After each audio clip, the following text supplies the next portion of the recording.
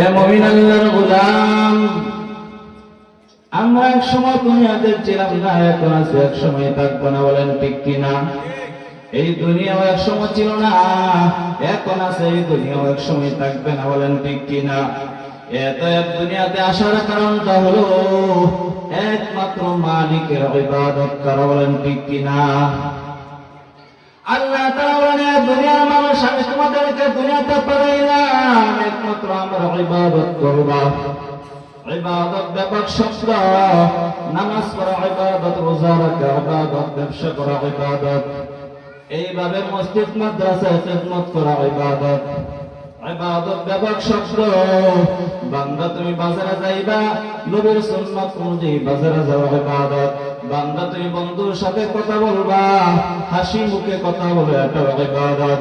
বান্দা তুমি খানা খাইবা, এটাও ইবাদত, তবে নবীর সুন্নাত মোতাবেক হতে হবে। বান্দা তুমি যা করবা, যা বলবা, সব কিছু হবে ইবাদত, তবে দুটি শর্তের বিনিময়, রিজা বিল কাযা তরিকা রাসূল।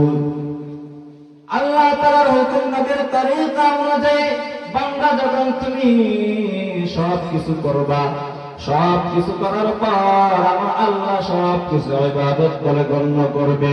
বান্দা তুমি ব্যবসা করো, এই ব্যবসা করতে যাইয়া যদি তুমি সত্য কথা বলো, মিথ্যা কথা না বলো, বান্দা তুমি ব্যবসা করতে যাইয়া যদি তুমি 1 নাম্বার কাপড় আনার পরে 2 নাম্বার না বলিয়া ব্যবসা করো, 2 নাম্বার কাপড় আনিয়া তুমি 1 নাম্বার বলিয়া যদি ব্যবসা না করো, তাহলে তুমি নবীর সুন্নাত তরিকা অনুযায়ী তুমি ব্যবসা করলা।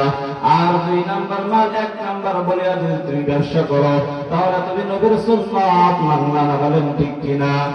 আমার নবী ঘোষণা দেওয়া, ব্যবসায়ীরা শুনে নাও, যারা আমি নবীর সুন্নাত অনুযায়ী ব্যবসা করবা, যদিও তোমরা হাফেজ আলেম হতে পারো নাই, তোমাদের তেমন কোনো ক্ষতি নাই।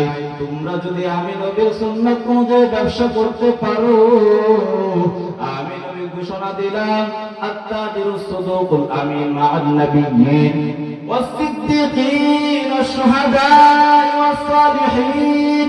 আমি নবী ঘোষণা দিলাম সত্য ব্যবসায়ীদের ব্যাপারে, যারা আমি নবীর হুকুম, আমি নবীর তরিকা অনুযায়ী ব্যবসা করবে, আল্লাহর হুকুম অনুযায়ী হালাল ভাবে ব্যবসা করবে, তারা কাল কিয়ামতের দিন আমি নবীর সাথে, সাহাবায়ে কেরামের সাথে, সিদ্দিকগণের সাথে তাদের হাসর নাসর কায়েম হবে। এজন্য মুসলমান, যা করব, যা বলবো, সব কিছু যেন আমার আল্লাহর হুকুম, নবীর তরিকা অনুযায়ী হয়। আল্লাহ তাআলা আমাকে, আপনাকে সকলকে আল্লাহ তাআলার হুকুম এবং নবীর তরিকা অনুযায়ী জীবন যাপন করার, ব্যবসা করার, হালাল পথে চলার তৌফিক দান করুন। সকলে বলে আমিন।